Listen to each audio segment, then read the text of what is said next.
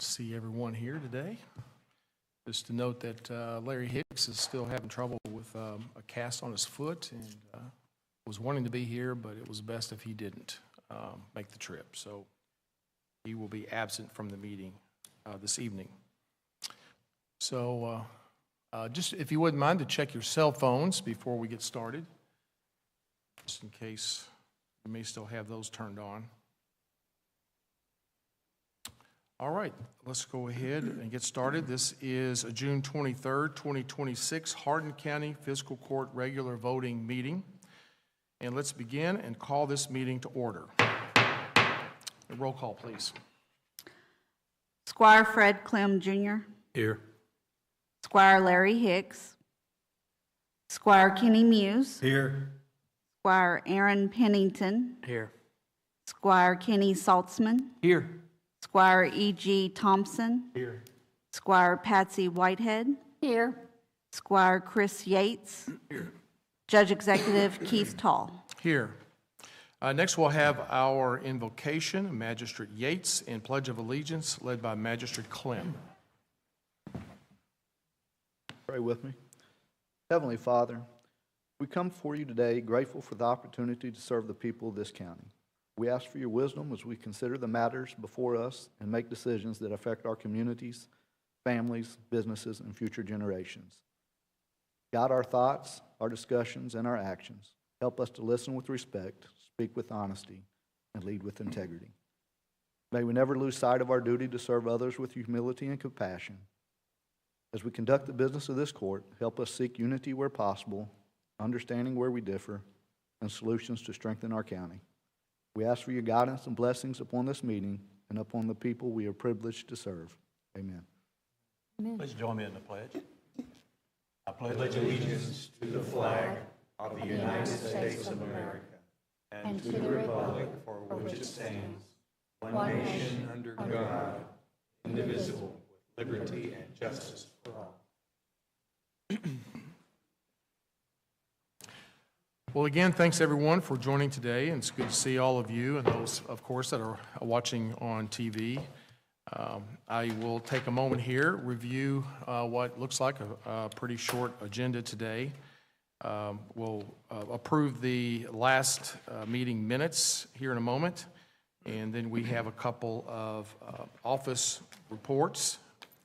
After that, we'll have a time that any citizens can come up and voice any concerns or comments about anything that's on the agenda today.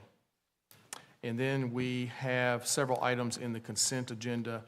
I'll review those before we vote on those. And then after that, we have our time of comments. And that's the agenda.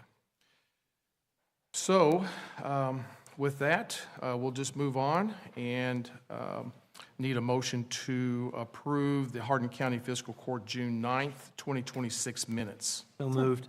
Second. It's moved. Saltzman and Whitehead. That's good enough, I think. Yep. So any discussion? Okay, roll call, please. Squire Clem. Yes. Squire Muse. Yes. Squire Pennington. Yes. Squire Saltzman. Yes. Squire Thompson. Yes. Squire Whitehead. Yes. Squire Yates. Yes. Judge Executive Keith Tall. Yes, motion passes. All right, next we'll move on then to presentations. I believe we have a presentation from our coroner, Pat Elmore. Good evening, Judge, members of the court and the audience. We have our April and May numbers to present tonight for you folks. In April, the coroner's office worked 88 cases, 3 accidents. Actually, you see the mode there, fall, overdose, gabapentin, doxylamine, which is antihistamine or sleeping aid, methadone, and the one that we really have been talked about quite a while here lately is overdose of kratom. 3 suicides and 82 naturals. For May, had 97 cases, motor vehicle accident, overdose of methamphetamine. We have 2 cases of autopsy with toxicology pending, 1 suicide, and 92 naturals. Year to date on our autopsies, they were already taking numbers, and these numbers have actually increased in the last couple days to it'd be 15, but 13 autopsies. Toxicology has jumped 29. You'll see our transports are way up from last year at 65, and we had 0 transports for EMS finally. We've been working on that number for a while, haven't we, Mark? So we actually were able to make all of our transports. Do we have any questions? Thank you all very much. All right, thank you for the report. Thank you, Pat. Appreciate Thank it. you. All right, next up is our Sheriff, John Ward. Afternoon, Judge, Afternoon. members of the court, Afternoon. county attorney, and the audience. Be short on my report. April and May law enforcement. I got a correction on the arrest. Actually, it's 144. That was a misfigure. When it was looked at, it's 144. Citations, 203. Warrants, 138. Civil processes, 1,086. Complaint calls, 1,662. Accidents investigated, 80. Criminal cases investigated, 83. Other activities, 2,976. School safety checks, 513. Violation warnings, 114. Attempts to serve, 2,349. Office operations, 120 record checks. CCDWs issued, 148. Vehicle inspections, 1,520. Court transportation, 103 adults, 9 juveniles. Anybody have any questions? Thank you. All right. Appreciate it, Sheriff. Thank you, sir. Thank you. All right. Next up, we move on into citizens' concerns or comments. Do we have anybody that wants to come up and speak at this time? Okay, seeing no one, we'll move on. All right, let's look at the consent agenda. We'll go through here, and we have the first 4 items are our typical financial types of items, including Resolution 105, which is financial transfers.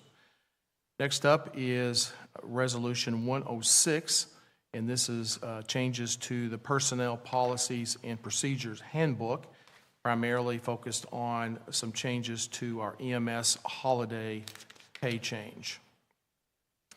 Next up is item F, which is Resolution 107, and this is related to some EMS personnel changes.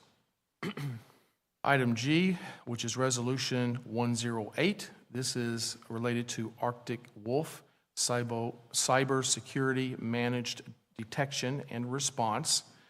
And this is a name change where Arctic Wolf purchased the company that we were using before. That's a main change in that contract. Next item is item H, and this is Resolution 109. It's related to Public Consulting Group. It's an ambulance supplemental payment program services that basically this is some additional funding for Medicaid reimbursement, which we're excited about, and it's pretty sophisticated and a lot of work to try to get this funding. So this is a consulting company that will help us do that in the future. And then we have item I, which is Resolution 110, related to agreement for correctional facility healthcare services. This is for this upcoming fiscal year for the medical services at the jail. And then item J is Resolution 111, and this is related to the step in grade increase and the 1% COLA increase coming up in this next fiscal year. And then finally, the last 4 items are the minutes from our committee meetings that occurred this month. and that covers the consent agenda. Does anyone disagree with or want to remove any of these items? Hearing none, is there a motion to approve the consent agenda items? So move. Second. And Thompson. Muse and Thompson. Yes. All right, we'll move on then with a roll call, please. Squire Clem, Yes. Squire Muse, Yes. Squire Pennington, Yes. Squire Saltzman, Yes. Squire Thompson, Yes. Squire Whitehead, Yes. Squire Yates, Yes. Judge Executive Keith Tall. Yes, motion passes.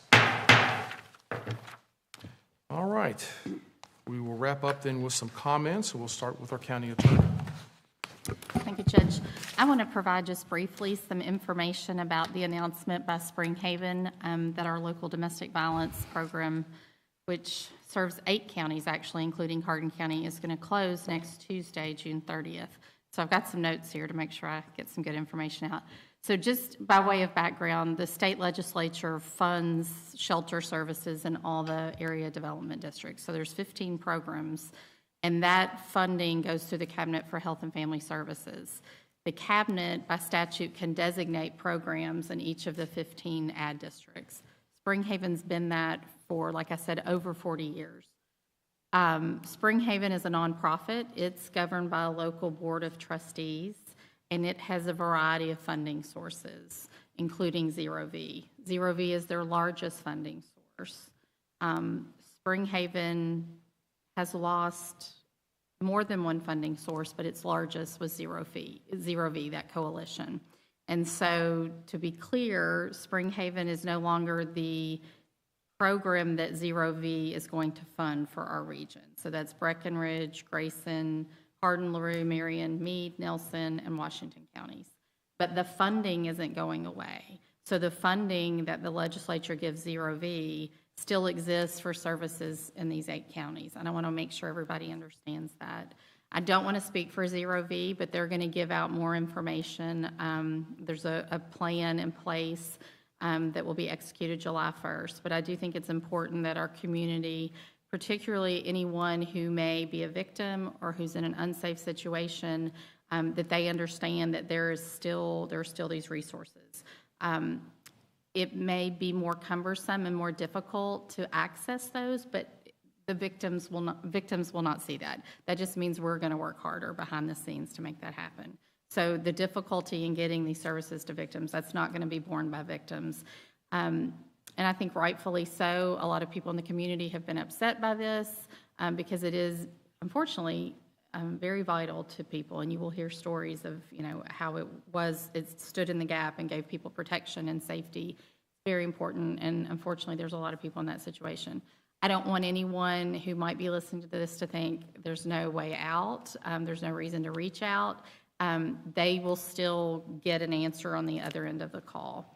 And so several community leaders, including myself, have already met with Zero V about a permanent solution and about that interim solution.